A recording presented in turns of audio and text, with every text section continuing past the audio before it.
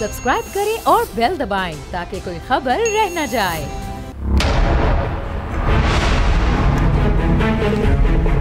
बिस्मिल्लाहिर्रहमानिर्रहीम, अस्सलामुअलैकुम। बोल न्यूज़ की खुसूसी नशरियात में मैं सलमान मिर्ज़ा आप सभी को खुश आमदीद कहता हूँ। जनाब, 1 घंटे बाद पार्लियामेंट अपनी मुद्दत पूरी कर लेगी, यानी जिस दिन का कहा जा रहा था कि 12 तारीख को वैसे पार्लियामेंट अपनी मुद्दत पूरी करेगी, लेकिन कहा जा रहा था कि 9 तारीख को रात 12 बजे जो मौजूदा हुक्मरान हैं वो अपने घर चले जाएंगे और इंतकाले इक्तिदार हो जाएगा निगरां हुकूमत को, और उसके बाद 3 महीने यानी 90 रोज का टाइम होगा। 90 रोज तक उनको इंतखाबात कराने। लेकिन जब मुश्तरका मफादात कौंसिल में इस बात का फैसला किया गया कि नई मरदमशुमारी के तहत और नई हल्का बंदियों के तहत ये इंतखाबात होंगे, तो जनाब ये 90 दिन फिर गालिबन इसकी हवाले से कोई रिटर्न चीज तो निकलकर सामने नहीं आई, लेकिन चहमक वही यही हो रही है कि 3 महीने के अंदर इंतखाबात नहीं होते। लेकिन निगरां वजीर आजम कौन होगा, आज भी इसका फैसला नहीं हो सका और 2 नए नाम निकलकर सामने आए हैं। साबिक सेक्रेटरी खाजा जलील अब्बास जिलानी साहब और एक और जिलानी है साबिक चीफ जस्टिस साहब तसद्दुक हुसैन जिलानी साहब, इन दोनों के नाम निकलकर सामने आ रही। कहा जाने लगा कि जनाब इन 2 में से एक निगरां वजीर आजम हो सकता है। आज मुलाकात भी हुई है, इख्तितामी सेशंस भी हुए हैं, अलविदाई सेशंस भी हुए हैं। तमाम सूरत हाल पर बात करेंगे। मौजूदा हुक्मरान जो है उनकी कारकर्दगी 1.5 साल जो कारकर्दगी थी उसके अंदर आवाम के लिए कितना काम किया, कितना काम किया गया, कितने कानून पास कराए गए। ये पार्लियामेंट ने अपनी मुद्दत पूरी की है। ये पार्लियामेंट की मौजूदा कारकर्दगी जिसमें 3.5 साल तहरीक इंसाफ के सरबराह की हुकूमत और 1.5 साल PDM की हुकूमत किस तरह की रही, इन तमाम चीजों पर आज बात करेंगे। आयशा गुललई साहब इस वक्त मुझे ज्वाइन कर चुकी हैं। आमिर जिया साहब ने भी मुझे ज्वाइन कर लिया, उनसे जरा मजीद बात करते हैं। आमिर साहब अस्सलाम वालेकुम सर।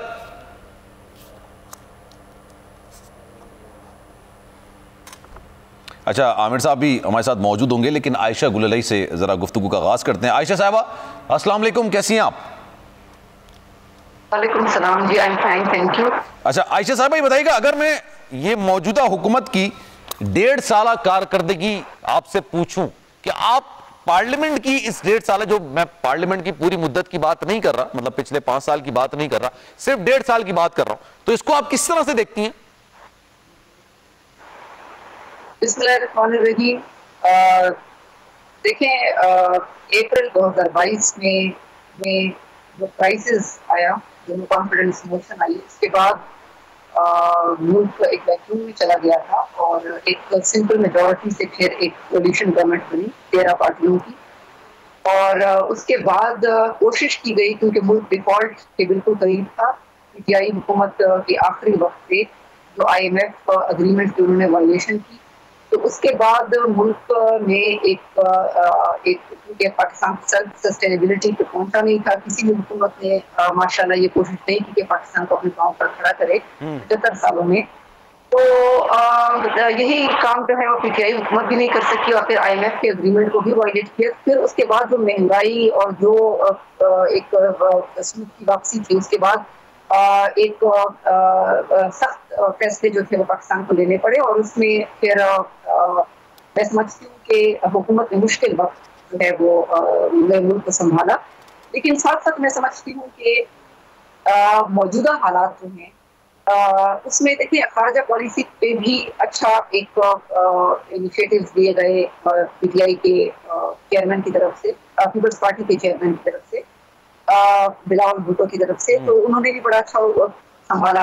मैं ये प्रिसाइजली बात साहब की कारकर्दगी पर, वजीर दाखिला साहब की कारकर्दगी पर, वजीर आजम पहली बार बने शहबाज शरीफ साहब, गो के 80% तो वो इत्तेहादियों को मनाते रहे, फिर 20% वो लंदन के चक्कर लगाते रहे, नवाज शरीफ साहब से मुशावरत करनी, उनसे तमाम चीजें लेनी, वो तमाम मामलात रहे। उन्होंने पंजाब के अंदर बेहतरीन डिलीवर किया। मैं प्रिसाइजली नाम लेके ओहदे के हिसाब से बात करूंगा, लेकिन मैं सवाल ही करना चाहता हूं। अभी मैं बात ही कर रहा हूं, 1.5 साल पहले PDM ने पाकिस्तान तहरीक इंसाफ से ये हुकूमत ली। उस वक्त कई लोग ये गुमान करते हैं, ख्याल करते हैं कि अगर ये हुकूमत नहीं ली जाती तो PTI पाकिस्तान तहरीक इंसाफ की जो हुकूमत थी वो खुद ही मर जाती, क्योंकि उसकी वजह यह थी कि जनाब महंगाई अपने उरूज पर थी, लाकानूनी थी, बहुत सारी चीजें ऐसी थी, आवाम परेशान थे, ज़िमनी इंतखाबात वो हार रहे थे। आपको पछतावा होता है कि नहीं अगर लेते PDM हुकूमत, तहरीक अदम एतमाद कामयाब नहीं होती तो ज्यादा बेहतर होता? नहीं, मैं तो ये कह रही हूँ कि देखिए एक शख्स जो कि आहिस्ता आहिस्ता तब सामने आ रहे हैं हकायक, फॉरेन फंडिंग के हकाइक सामने आ रहे हैं, और ये मैं और आप तो नहीं कह रहे, ये तो स्टेट बैंक ऑफ पाकिस्तान के रिकॉर्ड्स कह रहे हैं। और फिर कमीशन में वो अकाउंट्स को कंसील किया गया। हम तो तोशाखाना के इलेक्शन फॉर्म की बात कर रहे हैं कि वहाँ पे हकाइक को शो नहीं किया गया, लेकिन जो फॉरेन फंडिंग जो उनको एक खुफिया अकाउंट से मिलती रही, कहीं मुलाजमों के नाम पर, कहीं सेक्रेटेरिएट के जो है मुलाजमीन के नाम पर। तमाम बातें दुरुस्त है, मैं आपकी बात से इख्तिलाफ नहीं कर रहा हूं। मेरा प्रिसाइजली सवाल यह है कि फॉरेन फंडिंग वाला मामला, दीगर वाले मामला, जो भी चीजें, महंगाई अपने उरूज पर थी, मुल्क अल्लाह माफ करे डिफॉल्ट की तरफ जा रहा था, लेकिन वो बात कहते हैं ना कि जनाब एक बड़ा भारी पत्थर गिर रहा था, आपने पीटीआई को हटाया और अपनी हुकूमत उस बोझ। बिल्कुल आप सही कह रहे हैं, लेकिन उस वक्त पाकिस्तान को बचाने की बात थी, क्योंकि जो सऊदी अरब के साथ ताल्लुकात खराब हुए, जो सीपैक बंद हुआ उस वक्त, जो यानी आप देखें कि पाकिस्तान बिल्कुल आइसोलेशन में चला गया था और इसराइल को तस्लीम करने की बातें भी बाज़ हुकूमती मेंबरान की तरफ से होने लगी थी। तो और फिर जो अखलाकी दीनी तरीके से पाकिस्तान के जो मुआशरे को जो नुकसान पहुंचाया गया, सही है, जो के नाम पर डांस शोज किए गए, तो इस और फिर मईशत के लिहाज से जो तबाह किया गया, मैं समझती हूँ कि उस वक्त अगर ये नो कॉन्फिडेंस मोशन नहीं है, और फिर देखें ना पीटीआई के अपने जो कोलिशन पार्टनर्स थे, इत्तेहादी थे, वो खुद उनके खिलाफ बात कर रहे, खुद उनके अपने मेंबरान की स्पीचेस देख लें कि महंगाई किस हद तक पहुंच गई थी, और फिर उसके कोलिशन पार्टनर्स उससे अलग हो रहे थे, तो नो कॉन्फिडेंस मोशन हुआ। ठीक है, ये एक पाकिस्तान को बात थी, लेकिन मैं ये समझती हूँ कि इस वक्त आप लोगों ने सियासत के बजाय रियासत को बचाया। मैं अगर इसको समराइज करूं तो ऐसा ही है।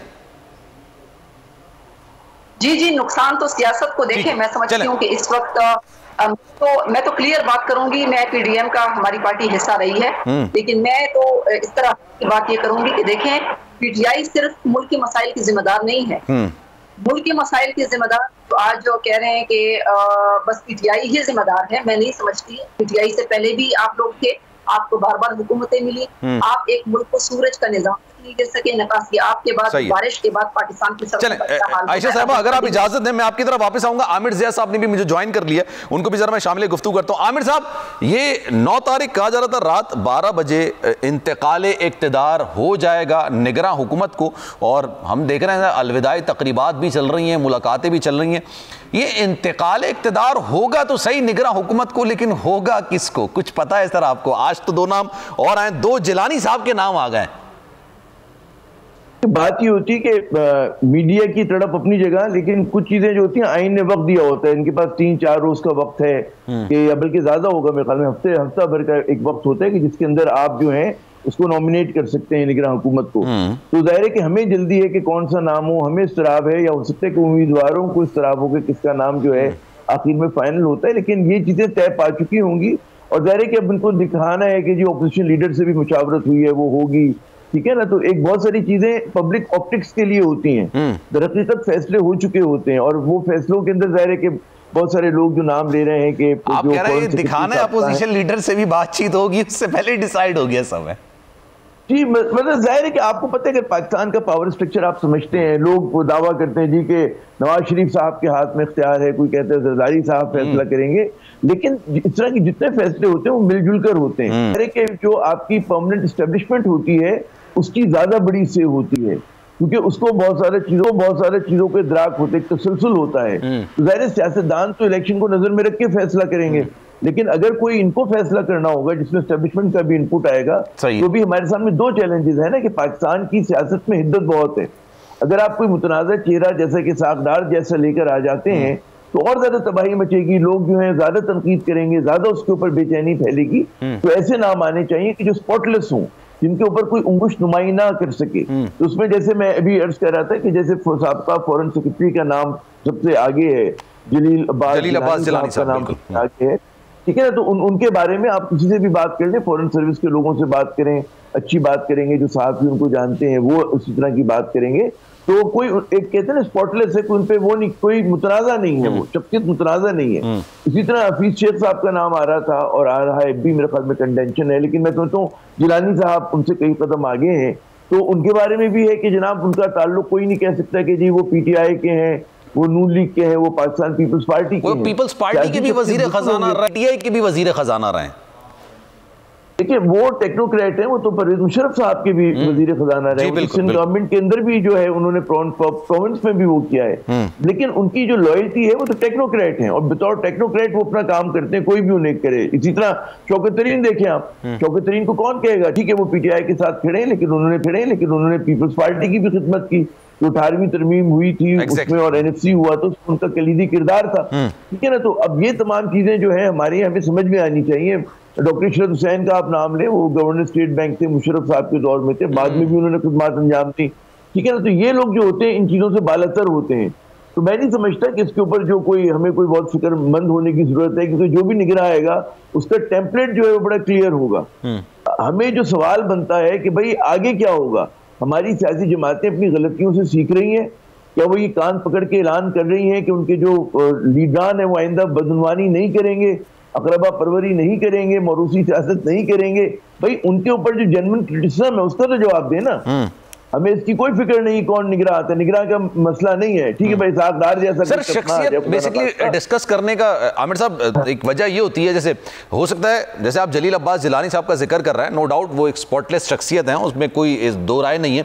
जलील तसद्दुक हुसैन जिलानी साहब उनके वाले से बात की जाए, हफीज शेख साहब के वाले से बात की जाए, लेकिन सर बात ये जैसे साबिक गवर्नर सिंध का नाम लिया जा रहा था इशरत इबाद खान साहब का, उनके बारे में कहा जाता है वो तो गवर्नर भी 12 साल के लिए थे, तो टेन्योर कितना लंबा होगा शख्सियत पर भी तो डिपेंड करता है ना सर। बात ये होती है कि कुछ मंतक के साथ सोचे ना, वो जो थे वो पॉलिटिकल गवर्नमेंट के जो थे मुशर्रफ साहब के दौर में उससे जो थे तो उनको इसलिए तसलसल मिला, फिर बाद में पीपल्स पार्टी के साथ भी तो इसलिए वो 12 साल हो गए उनके, लेकिन वो निगरान तो नहीं, मतलब उस तरह से निगरान नहीं आए थे ना वो। तो बात ये होती है कि यहाँ पे जो भी आएगा, मैं नहीं समझता कि लेकिन 3 से हद होगा 5.5 महीने 6 महीने 2-4 दिन इधर 2-4 दिन उधर, अगर उससे भी ज्यादा आता है तो फिर एक अलग सूरत हाल होगी। लेकिन अभी तो हमें खैर की बात सोचनी चाहिए ना, मुस्बत बात सोचनी चाहिए कि जनाब ठीक है 3 महीने का वक्त है, लेकिन क्योंकि अब डिलिमिटेशन होना है दोबारा से, उसमें 1.5-2 माह और लग जाएगा, 1 आध महीना ऊपर नीचे कोई फर्क नहीं पड़ता। ये सियासी जमातें भी ज़हनी तौर पे तैयार हैं इस बात पे सलमान साहब कि 1.5-2 महीने ऊपर होंगे। अच्छा इसमें जाहिर है कि एक सियासी एजेंडा भी है, 2 है ना उसमें, एक तो नून लीग चाहती है कि जितना उनकी हुकूमत और इलेक्शन में फासला आ जाए तो उन्हें जरा पनपने का, सांस लेने का मौका मिलेगा, क्योंकि जो उन्होंने मिसमैनेजमेंट की है माशी तौर पर उसका तमाम मलबा जो है वो नून लीग पे गिरा है, ठीक है ना। तो ये उनकी समझ में आता है। एक और फिर उनकी ख्वाहिश है कि जी पीटीआई के साथ अभी तक जो है पूरी तरह इंसाफ नहीं हुआ, मजीद इंसाफ होना चाहिए, सही है, तो वो भी उनकी ख्वाहिश है। अच्छा सर हम जरा डिटेल में इसमें बात करेंगे, क्योंकि इस पार्लियामेंट में अभी जब 1.5 साल मौजूदा हुकूमत रही है, मैं पूरे 5 साल की बात नहीं कर रहा, उसमें पीटीआई की हुकूमत 3.5 साल रही, 1.5 साल पीडीएम की हुकूमत रही। अच्छा इसमें बड़ी दिलचस्प बात हुई कि शहबाज शरीफ साहब पहली बार वजीर आजम बने, बिलावल भुट्टो जरदारी साहब पहली बार वजीर खारजा बने, राना सनाउल्लाह साहब वजीर दाखिला की सूरत हाल उनकी कारकर्दगी किस तरह रही, भारत में गए बिलावल भुट्टो जरदारी साहब, उन्होंने जिस तरह से कश्मीर के वाले से बात की, 5 अगस्त के वाले से बात की, तमाम पूरी डिटेल में बात करेंगे। लेकिन सर मुफ्ती किफायत साहब ने भी मुझे ज्वाइन किया है, आपकी इजाजत से सर मैं उनको भी जरा शामिल गुफ्तगू करूंगा। मुफ्ती साहब अस्सलाम वालेकुम सर। सर मैं निगरान वजीर आजम का सवाल आपसे नहीं करता, वरना फिर आप कहते हैं सर मीडिया को बहुत ज्यादा परेशानी है। मैं ये पूछता हूं सर, पिछले 1.5 साल पार्लियामेंट ये पीडीएम की हुकूमत के, इसको अवाम किस तरह से याद रखेगी? देखिए आपने कोई चीजों को सामने रखना होगा ना, ग्राउंड रियलिटी।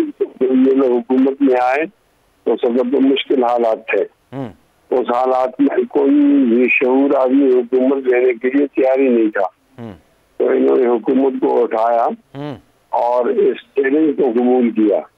मैं इसको ऐसा बता भी करता हूँ कि ये फूलों की सेज नहीं थी बल्कि कांटे ही कांटे थे, तो उन्होंने कांटों को उठाया और चैलेंजेस जितने थे उसका मुकाबला किया। अब वो कितने ज्यादा कामयाब हुए हैं कितने नाकाम, इसका फैसला तो आवाम करेगी, लेकिन मैं समझता हूँ जैसे हालात थे वो हालात तो फिर ऐसे नहीं रहे बेहतरी अभी नेशन के अंदर, और हम इस काबिल हुए कि हम ग्रेड लिमिट से भी निकल जाएं और डिफॉल्ट होने से भी दूर हो जाएं। तो इन चीजों को अगर देखा जाए कमजोरियां तो होती है, कमजोरियां होंगी इसमें भी, यहाँ भी गलतियां होती है। मैंने तो बड़ी जीजान के साथ ये 5 अगस्त वाला जो मामला था, भारत ने गैर कानूनी तौर पर जो इकदामात उठाए थे, उसका बड़ा जबरदस्त किस्म का मैंने मुखालिफत की है बाहर, और भारत के अंदर जाके की है। तो आप नहीं समझते कि उन्होंने अच्छा मुकदमा? मुझे नहीं पता। देखिए, बात सिर्फ अल्फाज की नहीं होती, बात होती है अमल की, कि रियासतें क्या पोजीशन लेती हैं। एक तो उसमें जाना जो है वो खुद एक सवालिया निशान है कि जो उनके साथ सलूक रखा गया, तो बहुत सारे लोग कहते हैं जी क्यों गए। फिर ये भी एक सवाल है कि जिसने हुकूमत ने भी वर्ल्ड कप के अंदर टीम भेजने का ऐलान कर दिया, कमजोरी दिखाई, क्योंकि एशिया कप में भारत नहीं आया था। सर दुनिया भर में आपकी बात दुरुस्त है सर। एक इख्तलाफ यहाँ पर आपके स्टूडेंट की हैसियत से भी मैं करना चाहूंगा। उसकी वजह ये सर, वो इंडिया का इजलास तो नहीं था ना, वो तो चीन की तरफ से था, वो तो बैनुल अक़वामी था। वर्ल्ड कप भी बैनुल अक़वामी होता है सर। मैं आ रहा हूँ, ये दोनों बड़े आपके अहम सवाल हैं। देखिए, जब बैनुल अक़वामी फोरम किसी दुश्मन मुल्क में हो रही होती है, जैसे कि STO का हुआ था, उसमें आप डाउनग्रेड कर देते, उसमें फिर आप इतना हाई प्रोफाइल आदमी अपना नहीं भेजते, तो वहां पर आपको भेजने की जरूरत नहीं थी, क्योंकि बिला वजह एक एम्बेरसमेंट हुई। जब पाकिस्तान का फॉरेन मिनिस्टर गया, कोई भी होता, वो बिलावल होते, आप कोई भी होता, तो वहां पर अगर उन्होंने उसको सही प्रोटोकॉल नहीं दिया, एक सरमहरी का वो रखा, तो आप बिल्कुल ये कर सकते थे, आप उसमें शरीक हो सकते थे, वर्चुअल भी हो सकते थे। तो बहुत सारे तरीके हैं आज की दुनिया में। दूसरी बात ये होती है कि बैनुल अक़वामी बिल्कुल टूर्नामेंट हो रहा है, लेकिन जब एशिया कप भी बैनुल अक़वामी है, ठीक है ना, एशिया कप भारत की हठधर्मी की वजह से उसके सारे अहम मैचेस जो हैं वो श्रीलंका चले गए, ठीक है ना। आपको तो ये जो भी हॉकी के लिए भेजा, वहां भी नहीं आपको भेजना चाहिए था, क्योंकि मैं आपको मिसालें दूं, अमेरिका ने मॉस्को ओलंपिक्स का बॉयकॉट किया था। क्यों किया था? सोवियत यूनियन उस जमाने में उन्होंने लॉस एंजलिस उसका बिल्कुल बॉयकॉट किया था, ताइवान ने किया है, मिस्र ने किया है। देखिए, सियासत और खेल हमेशा दुनिया में होती है, डिप्लोमेसी और स्पोर्ट्स, जो दूसरा मुल्क आपके साथ करते हैं वही आप उनके साथ करते हैं। आपको ये चाहिए था कि आप कहते कि जी भारत क्यों नहीं आता आपसे, दो तरफा क्रिकेट क्यों नहीं खेलता, वो आकर आपके यहाँ क्यों नहीं टीम भेजता। उसकी वजह वो कहते जी पाकिस्तान स्पॉन्सर कर रहे हैं दहशतगर्दी को, है ना, यही इल्जाम है ना। आप ये कहते कि जनाब हमारे पास उनकी रियासती दहशतगर्दी का जीता जागता सबूत कलभूषण की सूरत में मौजूद है, हाजिर सर्विस, सबसे बड़ा दहशतगर्द भारत है। आप नैरेटिव बनाते हैं, आप कहते जी मकबूजा कश्मीर में जुल्म किया, पूरी दुनिया जाके खेले, हम नहीं खेलेंगे। हमें पता है कि उससे ICC की वजह से में नुकसान होगा माली हमारे बोर्ड को, लेकिन फिर पाकिस्तान के आपको, और ये बड़ा अहम मैं पॉइंट बोल रहा हूँ, पाकिस्तान के एक बहुत अहम एक वो होता है, आर्ग्यूमेंट होता है। वो आर्ग्यूमेंट ये था कि जनाब दुनिया के दीगर ममालिक तो जाकर खड़े हो जाते हैं क्योंकि भारत का इकोनॉमिक क्लाउट है, ठीक है ना, और वो कश्मीर को बिल्कुल भूल जाते हैं। तो यही तो आपने भी किया, आप भी तो यही चीज कर रहे हैं ना, कि आप भी, आपको क्योंकि आपके बोर्ड को कुछ पैसे मिलने हैं, तो उस दौरे का पाकिस्तान को ओवरऑल आपको लगता है फायदा हुआ या नुकसान हुआ? चले मोरली की बात नहीं करते, वैसी अगर बात करते हैं दुनियावी ताल्लुकात के हवाले से, सिफारतकारी के हवाले से, तो मेरे ख्याल में देखें, अगर कश्मीरियों को ये एहसास हुआ है कि बिट्रेल हो रहा है, हमारा नेशनल डिस्कोर्स पीछे गया है, हम भारत के उसके ऊपर उसकी जुल्म मजालिम के खिलाफ जो मुसलमानों के साथ वो भारत में हो रहा है, जो कश्मीरी मुसलमानों के साथ हो रहा है, और जो खुद भारत हमारे यहाँ दहशतगर्दी कर रहा है, उस पर अगर हम लोग मुंह पे घूंगियां डाल दे, और हर वक्त हमारे वजीर आजम अभी भी कह रहे थे शहबाज शरीफ, क्या ये बात कर लेते, जबकि पता है कि भारत आपसे हर बार आप बातचीत के लिए हाथ पैर जोड़ते वो मना कर देता है, यही करता है ना भारत। तो आपको पता नहीं कि भारत में किस किस्म की हुकूमत है जिसकी इंटरनल पॉलिसी जो है मुस्लिम दुश्मन है, और एक्सटर्नल पॉलिसी जो है वो पाकिस्तान दुश्मनी पर है। तो आपको, बेशक आप एक मिडिल साइज कंट्री है, आपको कोई डरने की बात नहीं कि भारत आप पे चढ़ दौड़ेगा। दुनिया में मिसाल है, यूक्रेन बैठा हुआ है सोवियत यूनियन को, रशिया को मुंह देकर, सही तो ऐसा नहीं होता। तो बड़ी कमजोरी का सबूत ये बिल्कुल आपकी बात दुरुस्त है सर। मैं इत्तला मेरे पास ये भी आ रही है, अभी फिलहाल कंफर्म नहीं है, लेकिन 1-2 मिनट में कंफर्म भी हो जाएगी। अभी ये बताया जा रहा है कि जनाब वजीर आजम साहब ने असेंबली तहलील करने की जो समरी है वो भिजवा दी है, और गालिबन उस पर सदर साहब ने दस्तखत करने हैं, अभी करेंगे नहीं करेंगे, लेकिन 48 घंटे के अंदर वो तहलील ही तस्वुर की जाएगी। सर अगर आप इजाज़त दें, मुफ्ती साहब से मैं इस बात पर बात करूँ। मुफ्ती साहब ये बताइएगा, शहबाज शरीफ साहब पहली बार वजीर आजम बने, अगर वजीर आला पंजाब की हैसियत से अगर मैं उनकी कारकर्दगी देखो तो मुझे काफ़ी ज़्यादा मुतहर्रिक नज़र आए, काफ़ी ज़्यादा अच्छे नज़र आए, काफ़ी ज़्यादा काम हुआ लाहौर के अंदर। अब जुनूबी पंजाब पे अक्सर लोग शिकायत करते हैं, ये बात अपनी जगह हो सकती है, लेकिन आपको क्या लगता है वजीर आजम की हैसियत से शहबाज शरीफ साहब ने डिलीवर किया?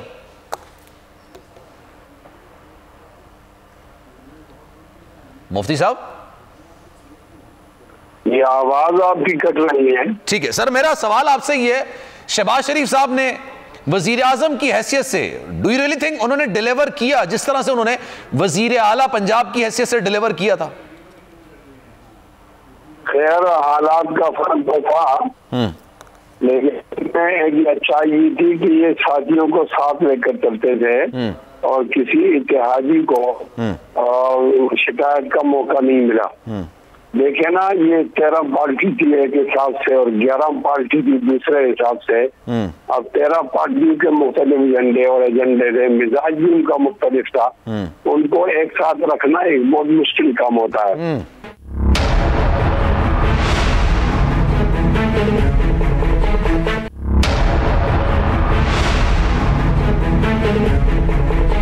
पाकिस्तानी आवाम के हवाले से जो इकदामात अब ये कानून साजी जिस तरह से की गई, इसका पाकिस्तानी आवाम पे बराह रास्त क्या ताल्लुक हो सकता है? लेकिन आपको लगता है कि पाकिस्तानी आवाम के लिए भी कुछ हुआ है या नहीं हुआ? देखिए, कानून साजी का ताल्लुक आवाम से नहीं होता। ये हमारे यहाँ अशराफिया लोग आते हैं असेंबली में, वो कानून पढ़ते नहीं है, न इसकी जहमत बर्दाश्त करते हैं। अच्छा, अगर इन्होंने कानून साजी की है और पढ़ने का मौका नहीं दिया तो कई हुकूमतों ने कौन से पढ़ने का मौका दिया है या किसने पढ़ा है, ये अलग बात है। ये बड़ी दिलचस्प बात है वैसे, ये बात अलग से ज्यादा दिलचस्प चाहिए था। मेरी बात मैं अर्ज कर रहा हूँ कि ये जल्दी में नहीं होना चाहिए था, इस काम के तफसील करना चाहिए था। ये जल्दी में हो गया तो जल्दी गलत थी। बाकी जो आवाम की रिलीज की बात करते हैं तो मैं समझता हूँ जब उनको हुकूमत मिली थी उस वक्त हालात ज्यादा खराब थे। बाद में कुछ मईशत के आसार अच्छे हो गए, हमारे रिजर्व भी अच्छे हो गए और कुछ महंगाई जिस तरह बढ़ रही थी जिस स्पीड से उसको रोका, यानी कुछ अच्छाई तो हुई है। ये ठीक है कि मुकम्मल अच्छाई नहीं आई, लेकिन वो इंग्लिश में कहते हैं ना something is better than nothing. चले मैं आपकी तरफ वापस आता। आयशा साहबा, आप भी इत्तेफाक करती हैं ये पिछले 1.5 साल आवाम के लिए अच्छे साबित हुए हैं, नहीं हुए हैं? आवाम के जो कानून साजी की गई, आपको एतराज है उस पर?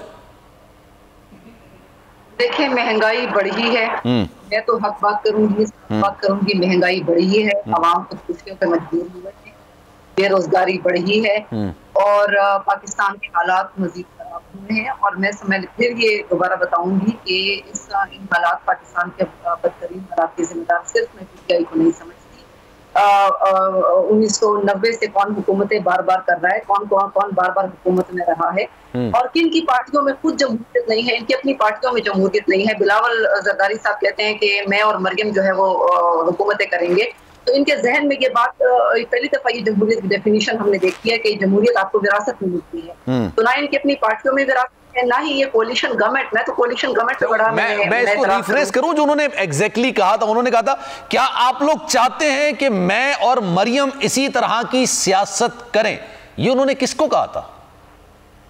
जहन में ये बात है, उनके जहन में यही बात है। और जिस तरीके से उनकी पार्टियों में ये अचानक चेयरमैन और मतलब कोई डेमोक्रेसी तो नहीं है इनकी पार्टियों में। दूसरी बात ये है कि कोalition गवर्नमेंट को जिस तरीके से उन्होंने चलाया है, देखिए अभी निगरान वज़ीर-ए-आज़म का नाम जो है वो फाइनल हो रहा है। एक कमेटी बनी थी, उसमें चौधरी सरवर साहब, तारिक रशीद चीमा साहब हमारी पार्टी के थे, उसका कोई मीटिंग ही नहीं हुई, ना ही जो है उनको बुलाया गया, कोई कंसल्टेशन नहीं है। जो दो बड़े मगरमच्छ हैं, पीपल्स पार्टी है, नून लीग है, वो ना वो जमहूरी तरीके से फैसले कर रहे हैं, वो इम्पोज कर रहे हैं आपस में, यानी हुकूमत में सारी मिनिस्ट्रियां इनकी हैं, वसाइल पे भी सारे ये ले लेते हैं वसाइल सारे, और पता नहीं अवाम पे इस्तेमाल होते या नहीं होते, इनके किधर जाते हैं। और निगरान वज़ीर-ए-आज़म भी अपनी मर्जी का चाहते हैं, किसी से भी इन्होंने मशवरा नहीं किया इस पर। ये बिल्कुल अनडेमोक्रेटिक बात है। ये वैसे बड़ी दिलचस्प बात है क्योंकि आपके दो वजीर, आपके दो रहनुमा जो है ना, उनकी कैबिनेट का हिस्सा हैं और आप अपनी हुकूमत पर तनकीद, आपको तो सबसे पहले उनको वापस बुला लेना चाहिए था। तो अगर हम पीडीएम का हिस्सा है तो क्या हम महंगाई पर बात नहीं करेंगे? क्या हम इनकी जो पीटीआई से पहले बैड गवर्नेंस थी क्या उसकी आप करें? बिल्कुल करें, लेकिन आप अपने आप को उनसे जुदा तो करें ना पहले, फिर आप तनकीद करें। ये तो दिलचस्प बात हो जाएगी ना कि शहबाज शरीफ साहब अपनी हुकूमत पर तनकीद करें, क्योंकि अक्सर और बेशतर पीटीआई चेयरमैन पर तनकीद की जाती थी कि वो आगे बोलते थे कि मुझे टीवी पे देख के पता चला इतनी महंगाई हो गई, तो फिर आप वजीर आजम किस काम के? मैं आपको ये बात बताऊं कि जलील अब्बास जिलानी साहब, अगर उनका नाम जो है वो फ्लोट हुआ है तो वो एक अच्छे इंसान है। वो जब मैं यूएस में थी तो वो यूएस में पाकिस्तानी इन्वेस्टर थे, वो एक बहुत अच्छे इंसान है। लेकिन चौधरी मोहम्मद सरवर साहब का नाम हमने फ्लोट करना था कि वो एक तो यानी एक समझदार इंसान, एक एक्सपीरियंस रखने वाले, ट्रांसपेरेंसी पर अमल करने वाले, बरतानिया में पहले ब्रिटिश मुस्लिम रुकन थे पार्लियामेंट के, कोई कंसल्टेशन ही नहीं की गई, तो ये कौन सी जमहूरियत है? ना इनकी अपनी पार्टियों में जमहूरियत है, ना ये पाकिस्तान में जमहूरियत देखना चाहते हैं, तो इनसे क्या तवक्को की जा सकती है? तो उस हुकूमत का हिस्सा क्यों थे? सवाल मेरा फिर वही पे है। हुकूमत का हिस्सा तो मैंने आपको पहले एक्सप्लेन कर दिया कि जब मुल्क में नो कॉन्फिडेंस मोशन हुआ तो उसके बाद मुल्क में एक वैक्यूम बना। मैंने आपको इसलिए एक सारा बैकग्राउंड बताया। उसके बाद एक सिंपल मेजॉरिटी से हुकूमत बनी, मजबूरी के तहत थे, मतलब मैं अब क्लियरली पूछ लूं आपसे, तो है उसको बचाया। अच्छा चले, मैं आपकी तरफ वापस आता हूं। आमिर साहब चल, दुरुस्त हो गया। वज़ीर ख़ज़ाना हमारा था, ना इंटीरियर मिनिस्टर हमारा था, ना फॉरेन मिनिस्टर हमारा था, तो हमारी अपना एक विजन है पाकिस्तान में, लेकिन कम से कम कैबिनेट में आपके लोग तो थे ना, कैबिनेट में तो थे ना आप। फिर चले, मैं आपकी तरफ आता हूं। आयशा साहब आपकी बात बिल्कुल दुरुस्त है। आमिर साहब सर, मैं अगर प्रिसाइजली आपसे पूछूं, मैं अगर वजारतों के हवाले से पूछूं, मैं आयशा साहब मैं आता हूं आपकी तरफ, मैं डिटेल में इस पे बात करेंगे, बड़ी डिटेल में, क्योंकि मैं एक एक करके टॉपिक पे तमाम हमारे मेहमान गिरामी है ना, उनसे जरा सवाल जवाब कर रहा हूं। अच्छा आमिर साहब ये बताइएगा, राना सनाउल्लाह वजीर दाखिला के तौर पर उनकी कारकर्दगी कैसी रही? अब चले, मैं अगर बिलावल भुट्टो जरदारी साहब को तो हमने डिस्कशन कर लिया, शहबाज शरीफ साहब वजीर आजम के तौर पर थे, वो कैसे रहे? देखिए, राना सनाउल्लाह साहब जो हैं एक मुतनाज़ा वजीर कहते हैं दाखिला रहे। क्यों?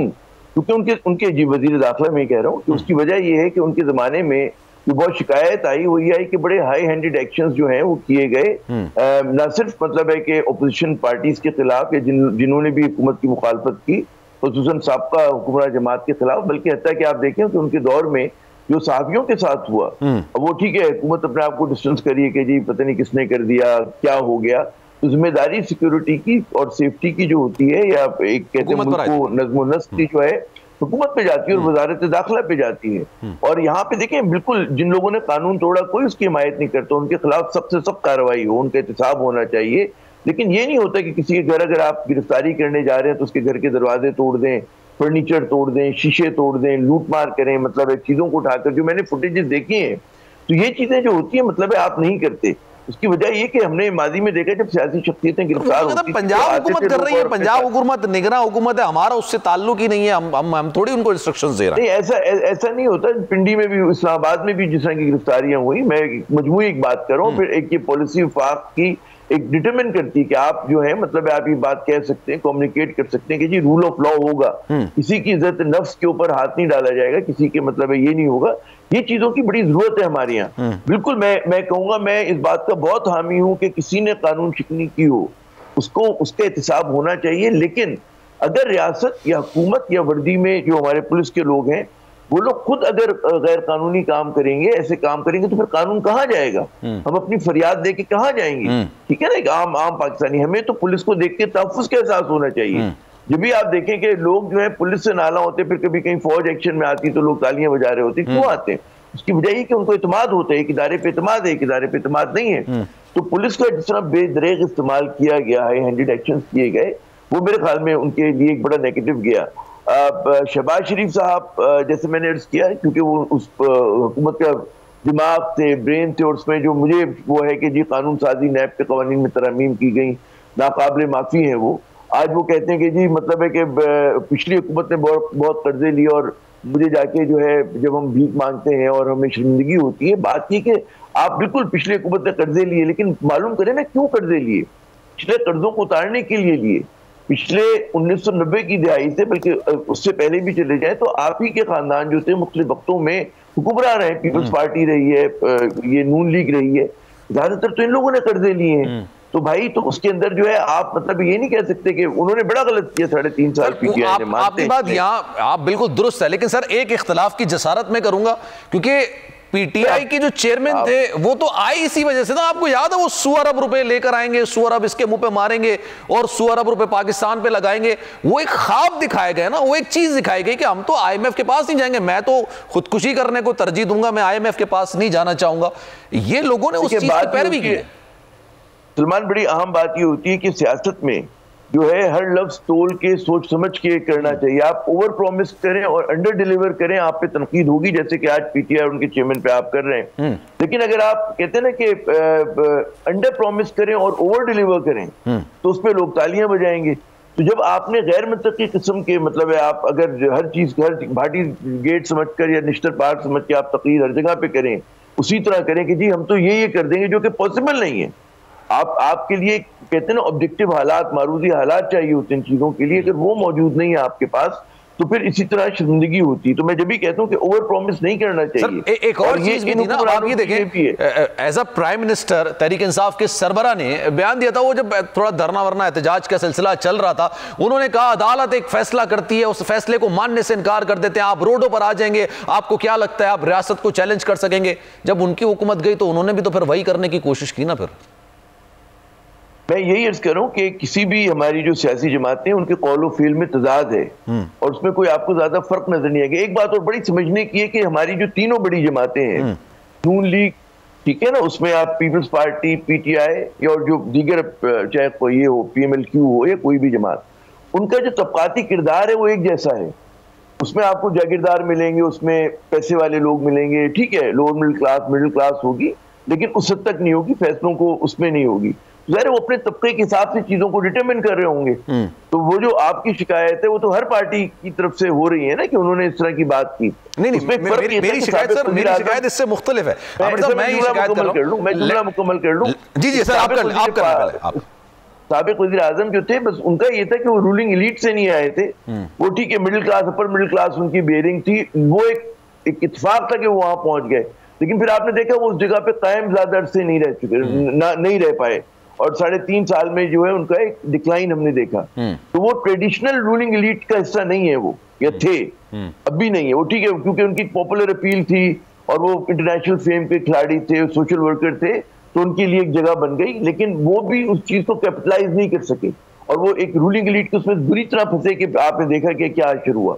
तो भाई असल चीज होती है कि कानून की हुक्मरानी, और आप जो बात दूसरों के लिए कहते हैं तो फिर आपको तो और ज्यादा मुहतात होना चाहिए उस पर अमल करने के लिए। जब आप कहते हैं कानून की बालादस्ती, अदलिया के एहतराम, आप देखें अदलिया के एहतराम, अब जब पीडीएम की गवर्नमेंट आई तो उन्होंने सुप्रीम कोर्ट के खिलाफ पूरा एक महाजराई शुरू कर दी। दुनिया में कहाँ होता है, इतने दुख की बात है। मतलब है देखिए ना, हमारी ये सारी तीन सब पॉलिटिकल पार्टीज गिल्टी हैं। ये फौज को मुतनाज़ा बनाती है, नहीं बनाना चाहिए, फौज को मुतनाज़ा नहीं बनाना चाहिए किसी भी पॉलिटिकल पार्टी को, कोई सियासी जमात को, अदलिया को, सुप्रीम कोर्ट ऑफ पाकिस्तान को। ये थोड़ी कि आपकी मर्जी का अगर जज होगा, आपकी मर्जी का मतलब एक फैसला होगा तो आप ताली बजाएंगे, वरना आप कहेंगे जी गलती हो गई और हम आपके खिलाफ एहतजाज करेंगे। तो नहीं, ये भी नहीं होना चाहिए। अच्छा, मैं मुफ्ती साहब को भी जरा शामिल गुफ्तगू करता हूं।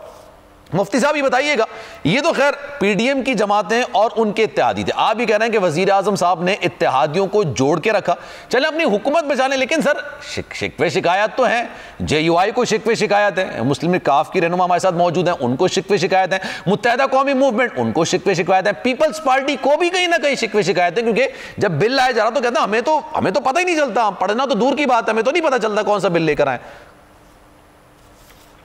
नहीं, ऐसा नहीं है। आप समझिए ये पीडीएम का जो इतिहास था, सरबराह मौलाना फजल रहमान साहब थे और ये पीटीआई चेयरमैन के खिलाफ बना था। अपने मकासद में तो ये लोग कामयाब हो गए, कुछ इनकी जदोजहद और कुछ पीटीआई के चेयरमैन की गलतियां, इनकी जदोजहद से वो पार्लिमानी और जमहूरी तरीके से हुकूमत से नॉकआउट हुए। सही है। और उनकी अपनी गलतियों से 9 मई का वाक़या हुआ और सियासत से नॉकआउट हुए। तो ये कहा जा सकता है, ये क्रेडिट दिया जा सकता है, होगा सियासत से नॉकआउट होगा, ये बात है इम्कान। मैं अपनी बात जारी रखूं। मुफ्ती साहब कामयाब है। हाँ, पहले आप कंप्लीट कर लें, फिर मैं चला आपसे सवाल करूंगा। समझ नहीं आ रही आपकी बात, मेरी बात पूरी सुन ले।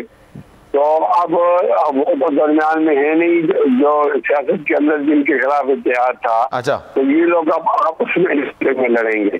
तो इन मुकाबला होगा पीपल्स पार्टी का और मुस्लिम लीग नून का, मुस्लिम लीग नून का और काफ का, और मुकाबला होगा जेयूआई का, मुस्लिम लीग नून का, इनका आपस में वो होगा। अब हरीफ जो है वो हरीफ बनेंगे। तो ये 2 अलग अलग पोजीशन है। इससे पहले कुछ आवाजें तो आती है, ये आपको वो आवाजें सुनाई दी जो थोड़ी बहुत है, इतनी तो होती है बातें। सही है। इसलिए कि हमारी जमात तो नहीं थी, इत्तेहाद था, इत्तेहाद के अंदर हम शामिल थे, लेकिन झंडा भी नहीं छोड़ा, एजेंडा भी नहीं छोड़ा, हमने अपनी भी नहीं छोड़ी। तो इतनी बातें आ जाती है, ये फिक्री बात है, ये कोई ऐसी परेशानी की बात सर नहीं फिर है। वो जो इल्जाम लगाया जाता है आप पर कि ये गैर फितरी इत्तेहाद था, मफाद के तहत ये इत्तेहाद बन गया, ये इस बात का समराइज यही तो बनता है ना सर? नहीं, गैर फिक्री क्यों कहते हैं आप इसको? फिक्र क्या है? ये तो फिक्र माजी में इस तरह का इत्तेहाद नहीं था, माजी में मुस्लिम लीग नून पीपल्स पार्टी एक दूसरे के मुखालिफ थे, ये सारे मामला थे ना, एतबार नहीं होता था एक दूसरे पे, बहुत सारे मामला थे। सिंध हुकूमत खत्म करने की बात की गई, उसमें पीपल्स पार्टी ने नहीं किया था तो मुस्लिम लीग नून को एतराज़ात हुए थे, फिर JUI के सरबरा को एतराज़ात हुए थे। सर ये बातें याद है सर? मुखालिफत का ये माना नहीं कि वे दूसरे के दुश्मन थे, यानी हमारा इख्तिलाफ दलील की बुनियाद पर होता है। अच्छा। जिसकी दलील मजबूत होती है वो उसकी बात मान ली जाती है। एक गैर फिक्री इतिहाद से मैं इत्तेफाक नहीं करूंगी ना, अल्फाज से इतिहाद फिक्री था। अगर इनमें से कोई पार्टी जाके मिलती PTI के चेयरमैन थे तो वो गैर फिक्री इतिहाद था। अच्छा। ये फिक्री इतिहाद के खिलाफ बन गया था, हर एक आदमी मुतासिर था, उसे जख्मी था, वो जख्मी लोग जमा हो गए थे, तो उनके दरमियान इतिहाद एक फिक्री बात थी। वो इतिहाद दरमियान सियासत में इत्तेहाद वैसे बड़े दिलचस्प होते हैं मुफ्ती साहब। ये PTI का मुत्तहदा कौमी मूवमेंट से 2011-12 का अगर मैं मामला निकालूं ना, तो उस वक्त किस तरह के बयानात थे, काफ लीग को क्या कहते थे, फिर काफ लीग पीपल्स पार्टी के साथ हुकूमत बनी, मतलब डिप्टी वजीर आजम का एक ओहदा निकला, वो है। तो इस सियासत में इत्तेहाद तो सर फितरी हो या गैर फितरी हो चलते ही रहते हैं, ऐसा ही है? नहीं, ये ठीक है, आदमी मकासद की इत्तेहाद करता है, मकासद छोड़ भी देता है, ये बात अभी सही है। लेकिन आपने तबसरा करना है इसकी दौरानियत पर जो आज तहलील हो रही है, इसकी 5 साल उम्र थी, इसके पहले 3.5-4 साल वो हुकूमत थी PTI की चेयरमैन की, और आज उसके बाद हुकूमत है PDM की।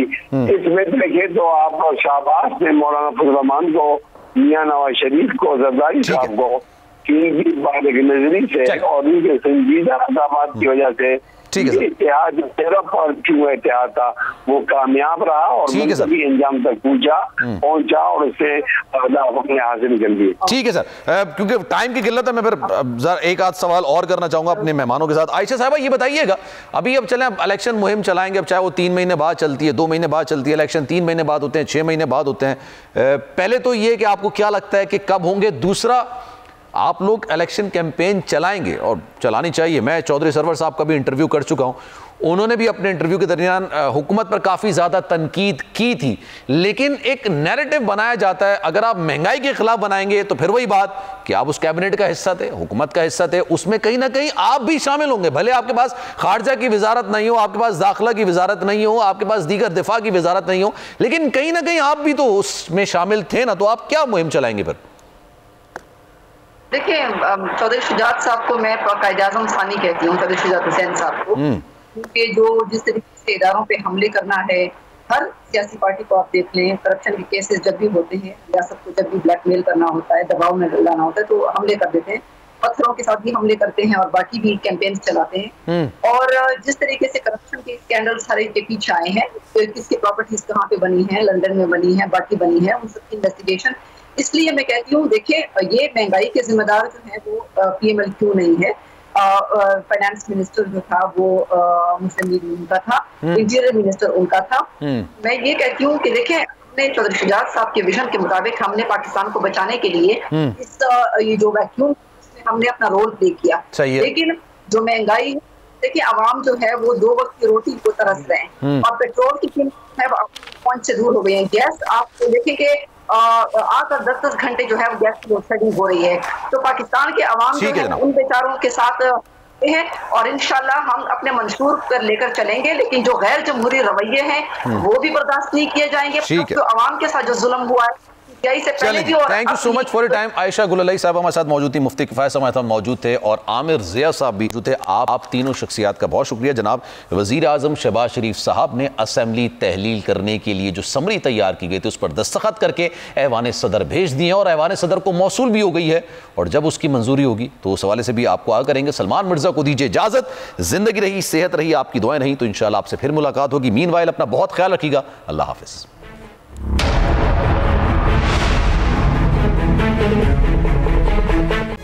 तारीख का अमीर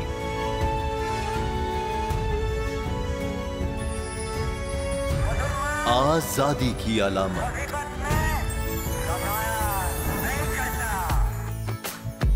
हुस्न का आईनादार, फिक्रो नजरिए की अक्कास, सरफराजी का गवाह, यानी हम सबका निगहबान पाकिस्तान।